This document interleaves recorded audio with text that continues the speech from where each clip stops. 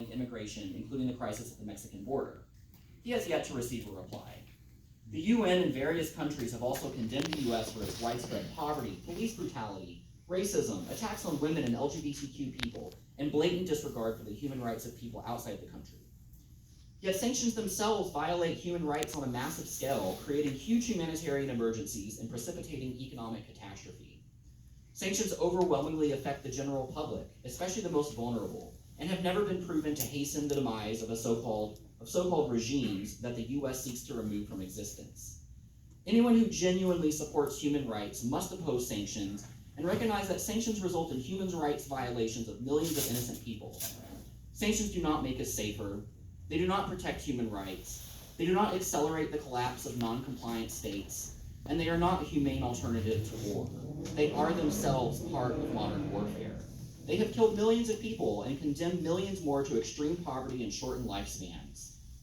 Ending sanctions should be a major demand of any anti-war and anti-imperialist movement. We must loudly and repeatedly expose the truth about the deadly effects of sanctions. We must hold accountable those who are responsible for enacting sanctions, and we must join together with everyone across the world who opposes sanctions and seeks a collaborative, open, multipolar world of shared interests.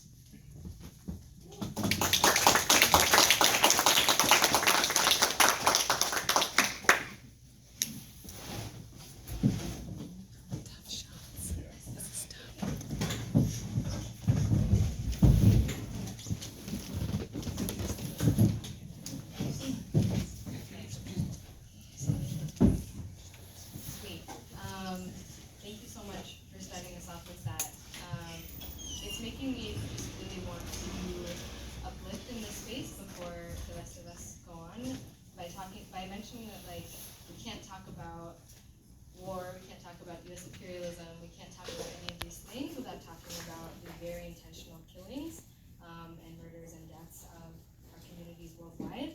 And that is really, really heavy stuff. And we know that this happens every day. So I guess can we like take a second to take like a deep breath in as a room?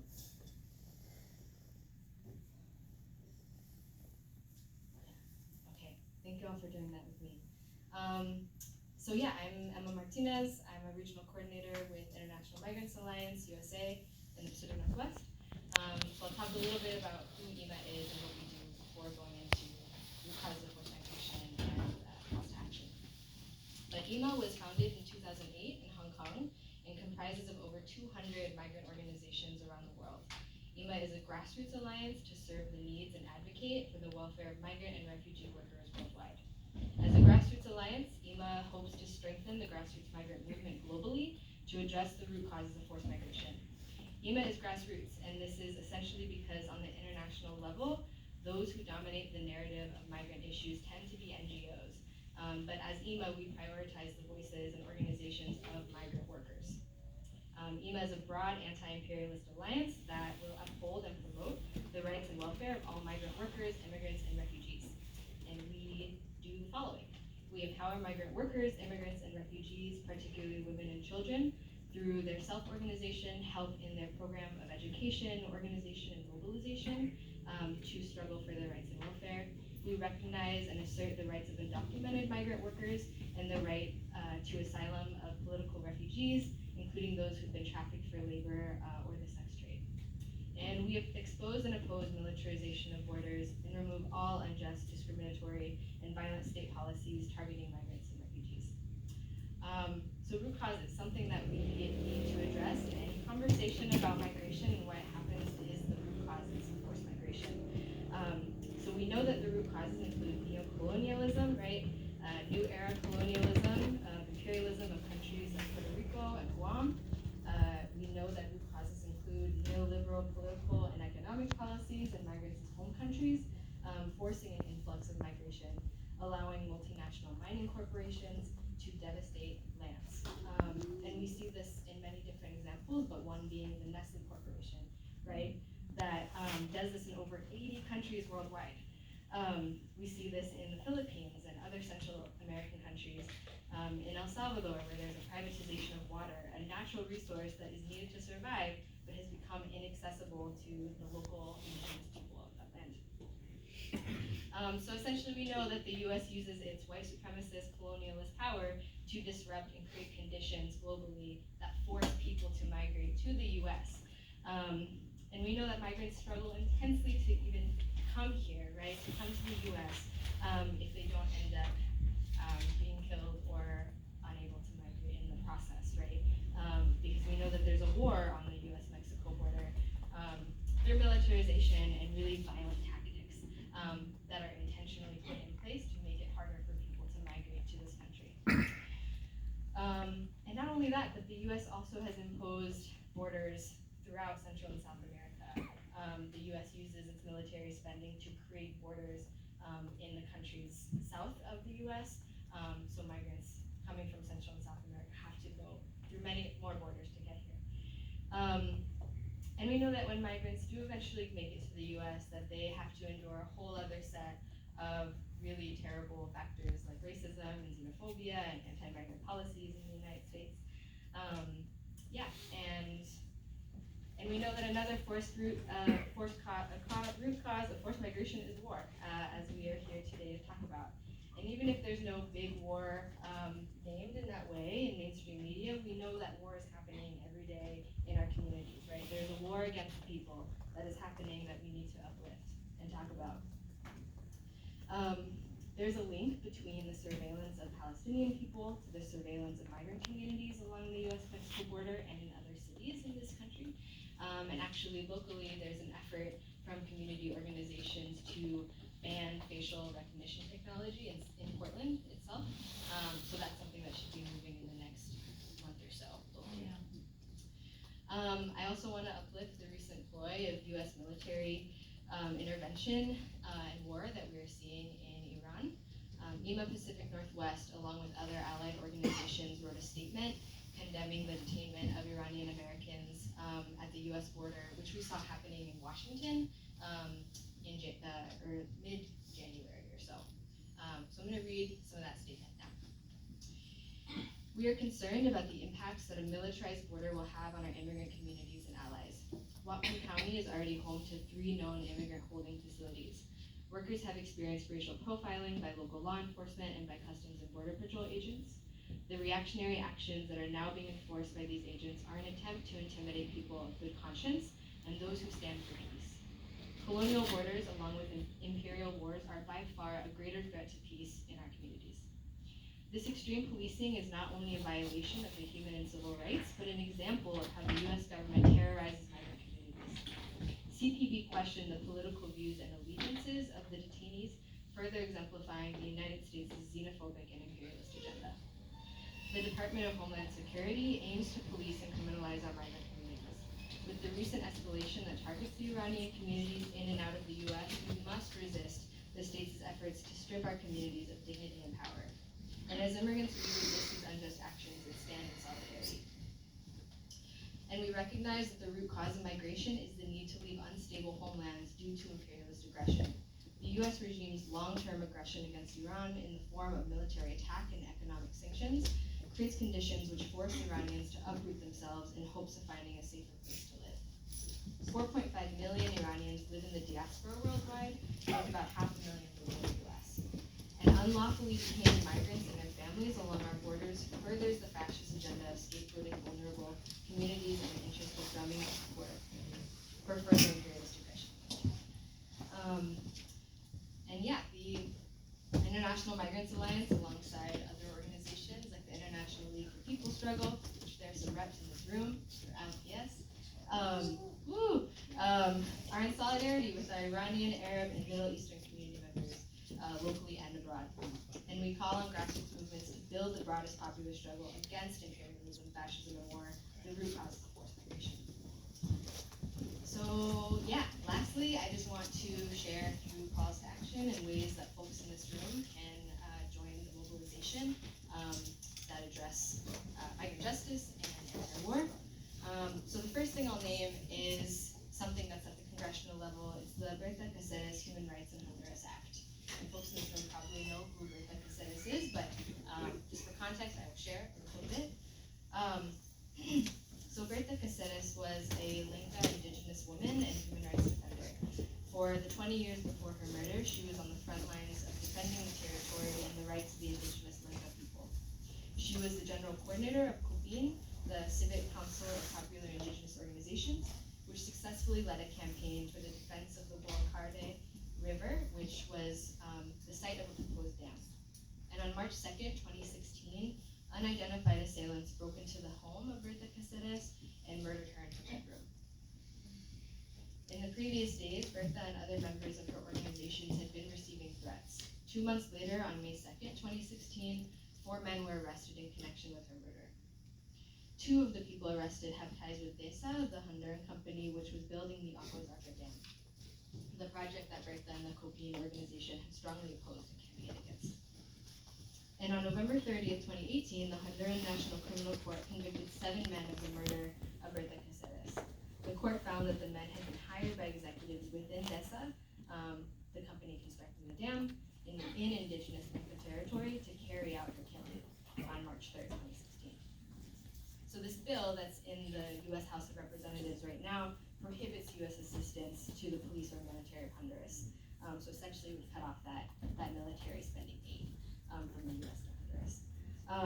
So there's a lot of legally policy pieces of it that I could go into, but I'm not going to.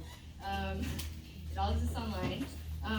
But basically, this bill was introduced in 2019, and there's actually over 75 co-sponsors of the bill. But as far as we know, it hasn't moved beyond just being introduced in the House of Reps. And there are 3 Oregon representatives who support the bill as well: DeFazio, Bonamici, and Blumenauer. So I lift this up in this space because I don't know a ton about congressional politics, but what I do know is that we need to hold decision makers accountable for fucking moving the policies that they say they support. So the fact that there are 3 Oregon representatives who support it is really important for us to know, and to hold them accountable for moving it through. There needs to be a champion of this bill so that we can cut off that military spending to Honduras. So yeah, so if you want to email or call your representatives, we should do that. Okay, another call to action. EMA has a border solidarity campaign, and this April we are actually mobilizing a border solidarity mission to Brownsville and Matamoros in Texas from April 20th to the 27th. EMA USA recognizes that this mass exodus and heightened repression of migrants is one of the many things that are occurring around the world, and border solidarity includes, but is not limited to, border towns, ports of entry, but wherever border agencies exist, right? So that looks like airports, that looks like ICE and detention centers. So we are in solidarity with all the resistance efforts that are happening, and which is why we're mobilizing to Texas in April. So if you are interested or want to learn more, please connect with us, and we can send you information to apply. Hello, can you all hear me? Okay. Hi everyone, again, my name is Jennifer. I'm from Anakbayan, Portland. Thanks y'all for being here. Thanks for the Anti-War Coalition for having this panel. Congratulations on forming this coalition also. I know that a lot of hard work has been put into it.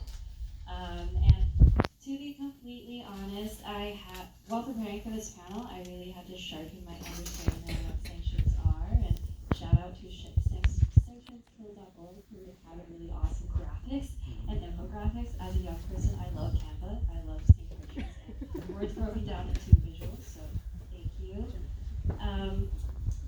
So I'm here on behalf of Anakbayan, but also as Bayan, the New Patriotic Alliance. And so basically, as a national democratic organization, we're fighting for the Filipino people. We're fighting for genuine liberation and democracy for the Filipino people.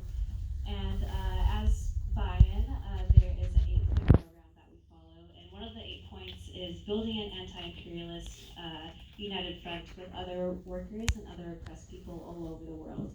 And so when we hear about the things that are happening all over the world, and when we hear about what's happening in Iran, as Bayan, we are in solidarity with the people of Iran as they're fighting for national sovereignty for the people. And we're in solidarity with other working class people and other oppressed people all around the world. And I think this formation of this coalition really shows that as well. All of us here together, learning from each other, learning from other infographics and all that sort, to really build this united front to address the number one enemy of this world, which is U.S. imperialism. So today I'll talk a little bit about U.S. imperialism as a basic problem of the Philippines. So we identified three basic problems of the Philippines, which is, again, U.S. imperialism, bureaucrat capitalism, and feudalism. And as the Philippines, we describe it as free on paper, but not in practice.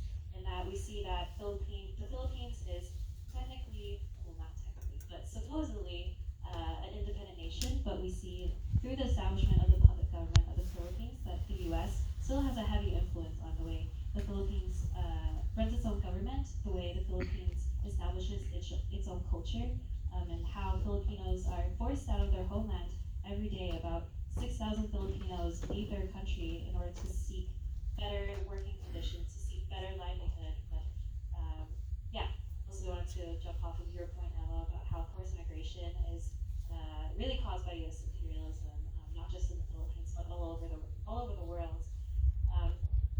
I think as we talk about warfare, as we talk about how heavy U.S. is in other countries, I think it's really important for us to see how important it is to stand together in solidarity with one another. And oh god, what are my notes?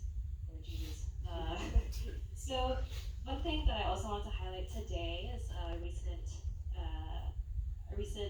push that the Duterte government has done early in February, which is the termination of the Visiting Forces Agreement on February 11th. And so the Visiting Forces Agreement is basically an agreement where the U.S. military is allowed to be in the Philippines under the guise of these military bases being owned by the Philippines, but the U.S. military is allowed to be there to basically control who gets to go in, who gets to go out, how it's going to be run.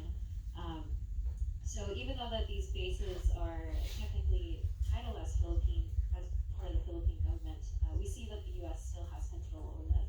And so Duterte decided to terminate the VFA, not because he saw how many human rights violations that the military bases are conducting on the Filipino people, but because it was in response of how Senator De La Rosa, how his U.S. visa was canceled.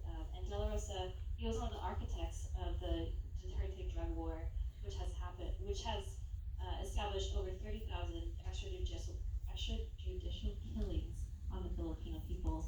And so with that termination of his visa, Duterte decided, you know what, I'm just going to scratch the VFA. Like, military, you got to go. Mm-hmm. But we see that it's not, the termination of the VFA is not because of all the violations that are happening on our people, but because he wants to protect his own interests, because he wants to gamble with the U.S., but also with other imperial powers, so that he can protect his own regime.